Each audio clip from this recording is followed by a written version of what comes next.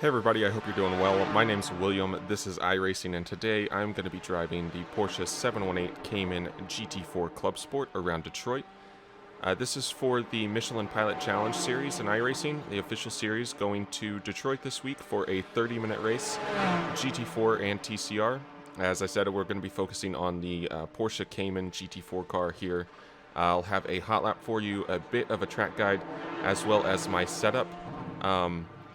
This week, I think, is going to be extremely difficult just with the nature of this track and the fact that these cars do have the new damage model. Rather unforgiving, especially with how tight this track is and how close all these walls are.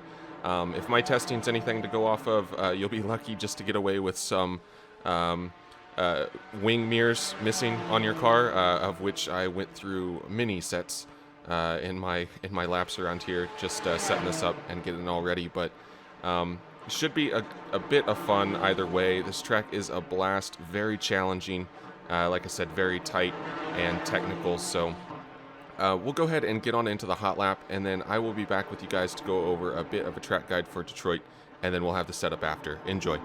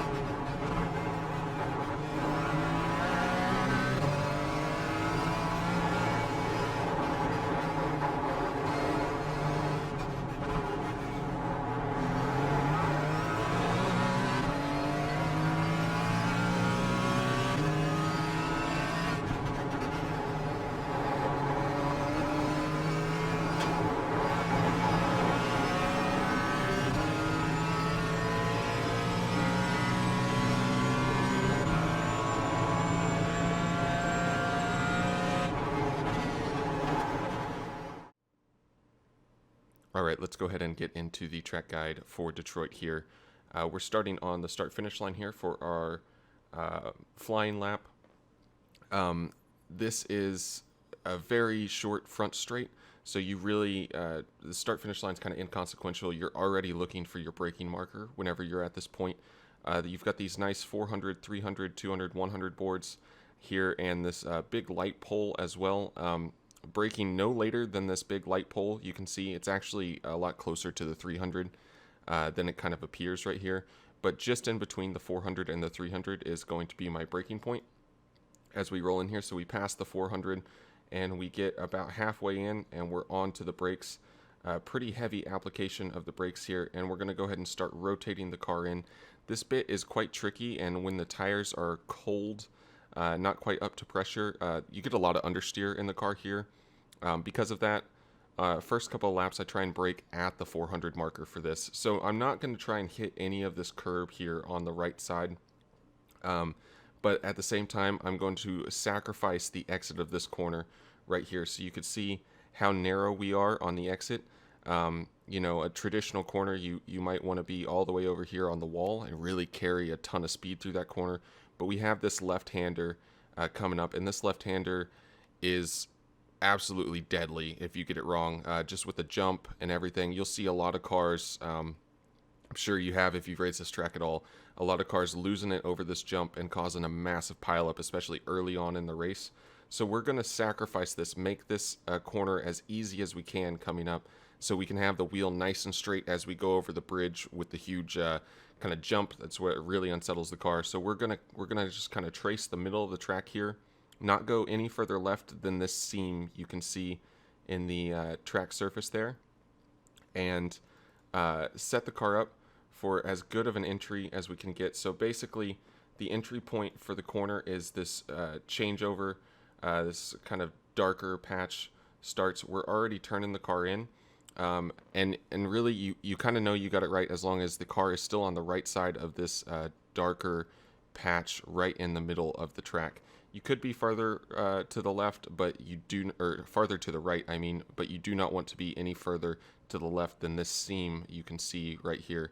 It's going to be way too narrow, and you're going to really suffer in speed because of it. So now turning in here, I do just tap that curb a little bit, and this is the big bump I'm talking about. So you can see the car really lifts up, and if you're just too aggressive, too narrow or too aggressive through this corner, you can see as you kind of hit this curb, and I'm picking the throttle back up slowly and then starting to plant it, unwinding the wheel before we hit that crest.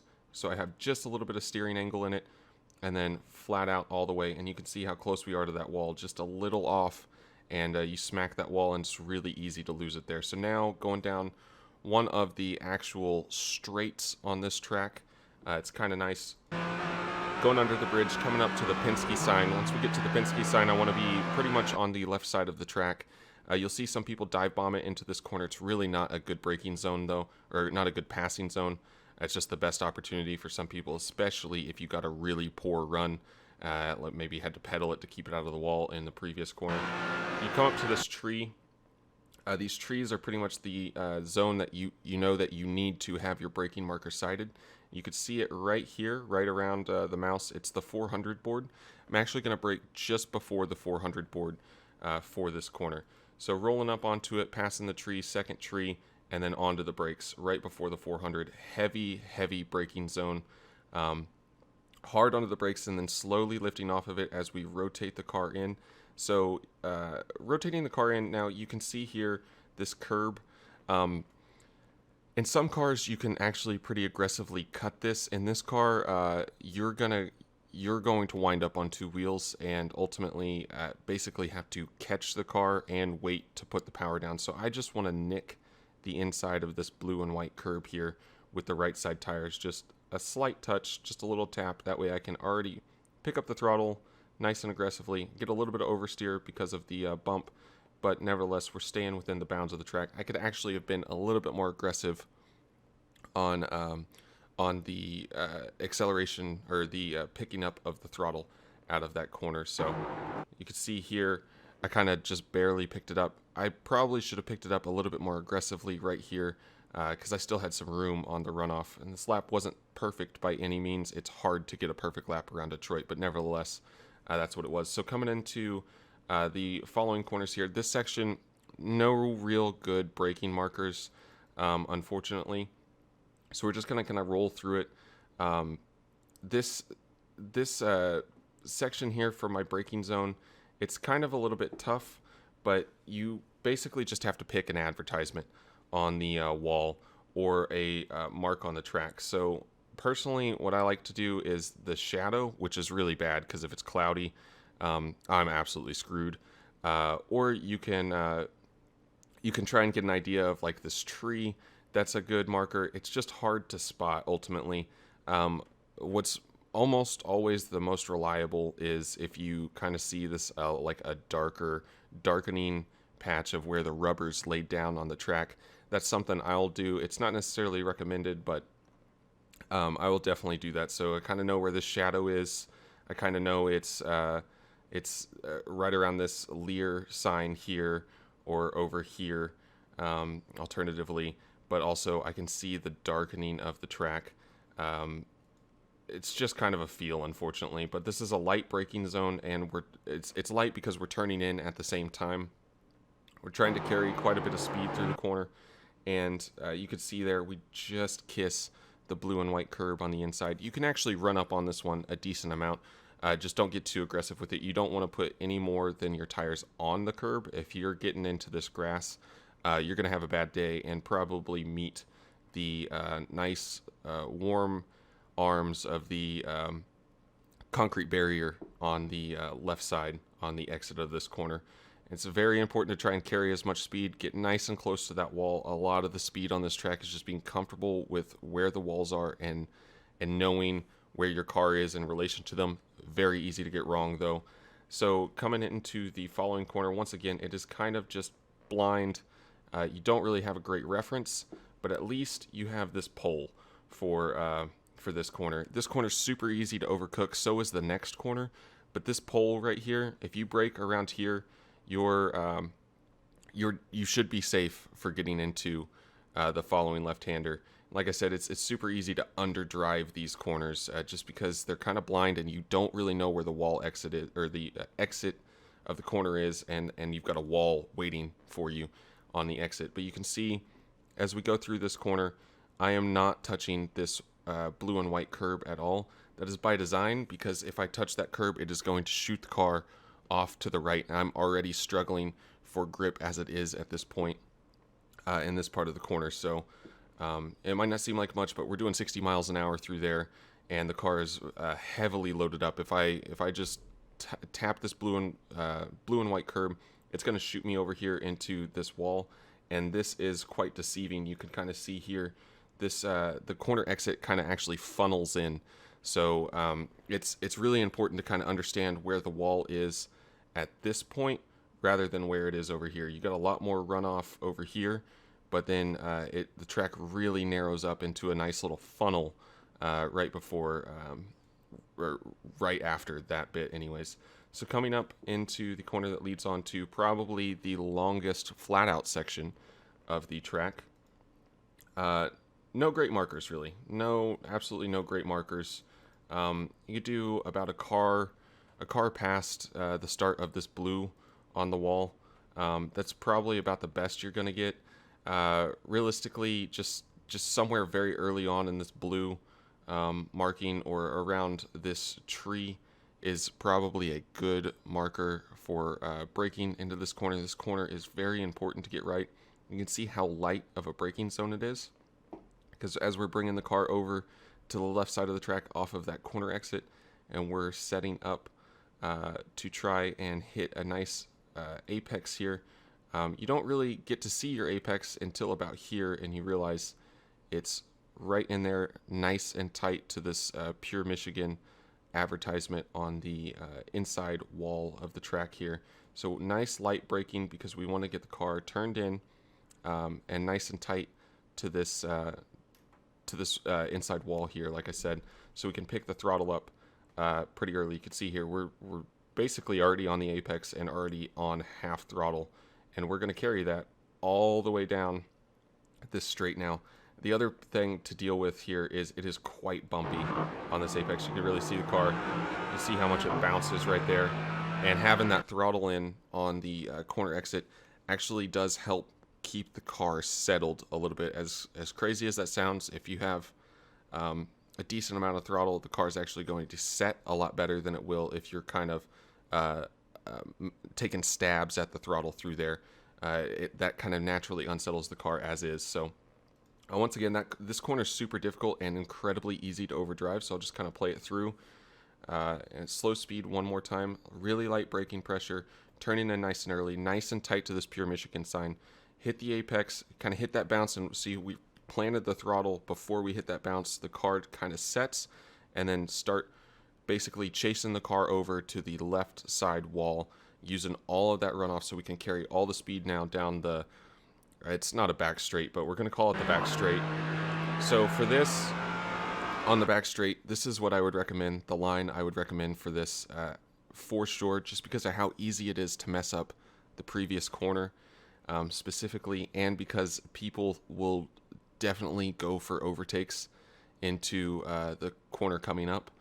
Hug this right line. One, it's going to give you a better entry into the braking zone, but two, it is also going to keep people from getting down the inside of you into the corner coming up. This is not necessarily defensive. This is a pretty good racing line, but it will stop people from trying to get to your right side.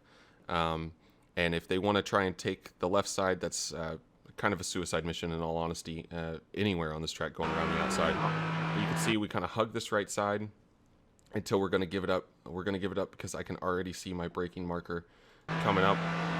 Kind of holding the middle, straddling this seam. Still, this is slightly a little bit of the racing line, but also a little bit of the way I would actually race the track against opponents, just to try and discourage them from going down the right side. So as we roll into here, you can see the braking marker, Corvette Bridge 400. We're going to brake well before the 400, and because we held the car so far over to the right so long, this braking zone that is kind of curved to the left, you can see here how much there's actually, we're braking around here. You can see how much of a left it is actually around into the entire braking zone. It would be extremely inefficient to brake in a straight line all the way towards the apex. What we want to do is actually open the corner up a little bit more. So we kind of want to follow this curve around to the left. So what we're going to do is keep the car over to the right. One, it's defensive. Two, it's going to allow us to brake in a straighter line all the way through this braking zone, which means we can brake a little bit later, be a little bit more efficient in getting the car stopped. So we're going into it, like I said, braking well before the 400, and heavy braking zone once again. And we just start to let the pressure off as we turn in before the 100 board. And you can clip a bit of this curb. I actually don't touch it here at all. I think that's a little bit of a mistake. I could clip it, but and have confidence clipping it, in all honesty, on the setup. I just got my turn in a little bit too late. Nevertheless, you could see here how much we trail the brake out whenever we're really getting close to the apex and immediately pick the throttle up. This is another wall that is super inviting for you to hit, but you just got to try and get close to it and trust the grip in the car. Now then, coming up to this section is incredibly difficult. So we go under the Autotrader Bridge here. The bridge is actually my braking marker. So we're getting into here. This part, like I said, super technical. About 50-60% maybe brake pressure at the peak for this braking zone. Braking nice and early for the corner. That way we can lift off the brake, and once again, there's a heavy bump here, so we want to pick the throttle up basically the second we hit that bump to kind of settle the car and shoot all the way out over to the wall on the right hand side. I did leave a little bit of room. Probably could have driven that corner a little bit more aggressively, but now into the following section, this double left-hander, kind of just treat it as one corner. Don't touch the curbs on the inside. It would really unsettle the car, and try and keep the car, this is kind of important. You don't want to go all the way out over to this wall. You can kind of see the rubbered in groove on the track. Just don't go any further out than kind of straddling this seam here in the middle of the track. It's just wasted time, in all honesty. So you can kind of see we set the brakes a little bit to get the nose in, throttle a little bit more, and then we're already going to go ahead and start braking for the right-hander here. This right-hander is just an absolute pain, in all honesty. Super tight corner, feels extremely narrow and incredibly bumpy, but the braking zone for it is going to start right around this concrete on the left-hand side. Kind of splits the grass to concrete inside the curbing. So we're going to hit that. We're going to just lightly brake. We don't go over 50% brake, and we go ahead and start trailing it out. Try and get as close to the inside curb as I can. Do not touch it. It's already bumpy enough, so do not touch this curb, and pick the throttle up as early as you can, because you're going to hit that. You could just see this. We're gonna watch this at full speed. You can see how violent of the bumps are there. The car just kind of, I don't know. It's so awful. It really is. In all honesty, it's a terrible corner to try and take. But I guess the challenge of it is what makes it fun. So you can see how light we are on the brakes. A lot of steering lock going in, and the second I kind of get it to the inside of the blue and white curb, aggressively on the power and just kind of chase the car all the way over to the left side wall. That is a corner. I struggle in that corner a lot. I can definitely admit it. So there might be better techniques to take it, but that's how I do it nevertheless. Now as we come into the, well, I guess really there's 3 more corners on the track, but I'm going to call them the final 2 corners. This section is incredibly tricky as well, just because it is quite bumpy, and it's super inviting to carry just too much speed through this entire section. But you can see our braking marker. Really, you want to have the 300 board sighted, and you want to brake around like 250, 260 is a pretty safe braking marker. So right in between them, I'm on the brakes, very light on the brakes, and trailing it off nice and early. You can see how close we get to this curb here. Once again, do not touch this curb. It will shoot you off to the left, and you are going to meet a very hard concrete wall. May not be day done, but it's no fun driving a damaged car around a track. So nice and close to the curb, but not touching it. Back on the throttle nice and aggressively once again. And then we just kind of lift on the throttle on the turn in for the second part. Pick it up as early as you can and walk the car out over to the left-hand side wall. And then we come up to what is, I think, technically the final corner on the front straight, not a straight, under the Chevrolet Bridge and across the line for a full lap around Detroit. As you can see there, the time was a 1:35.688. I hope this helps you guys out. It is incredibly difficult, and definitely don't be afraid to underdrive a little bit, especially at Detroit. You know, the classic saying, to finish first, you first have to finish. Well, you just got to finish a race. Around here, this track is brutal. It is absolutely brutal. And these concrete walls are not very forgiving, like I said, especially with the new damage model and just kind of the way that all plays out. So I hope this helps you out, and I wish you the best of luck if you're racing this week. Let's go ahead and take a look at the setup. Okay, before we get on into the setup, I just want to talk about the track conditions and the lap time real quick.